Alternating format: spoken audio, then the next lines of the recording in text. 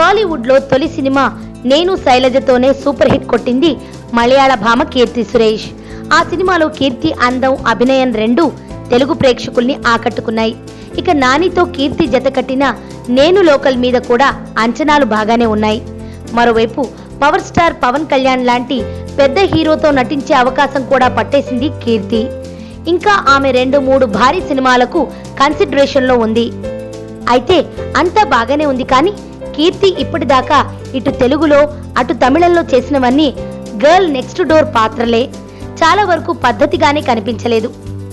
ఆమెను ఎవరూ కూడా గ్లామరస్ గా చూపించే ప్రయత్నం చేయలేదు. అన్ని సినిమాల్లోనూ నిండైన దుస్తులతోనే కనిపించింది. పొట్టి దుస్తులు వేయలేదు, అంగాంగ ప్రదర్శన చేయలేదు. తాజాగా విజయ్ లాంటి స్టార్ హీరో సరసన భైరవ లాంటి మాస్ సినిమాలోనూ కీర్తి పద్ధతిగానే కనిపించింది. అలాంటి మాస్ సినిమాలో హీరోయిన్ ఇంత పద్ధతిగా కనిపించడంపై ప్రేక్షకుల నుంచి విమర్శలు వ్యక్తమయ్యాయి. ఇలా మడికట్టుకుని కూర్చుంటే ఇండస్ట్రీలో టాప్ రేంజ్ లో ఎంతో కాలం కొనసాగడం కష్టమే. గత 2-3 దశాబ్దాల్లో స్టార్ హీరోయిన్లు చలామణి అయిన వాళ్లలో ఒక్క సౌందర్య తప్పితే అందరూ తమలోని గ్లామర్ కోణాన్ని చూపించిన వాళ్లే. ముందు కొంచెం పద్ధతిగా కనిపించినా తర్వాత కొంచెం కొంచెం వలువలు విడిచిన వాళ్లే. అయితే కీర్తి తీరు చూస్తుంటే మాత్రం అలా కనిపించట్లేదు.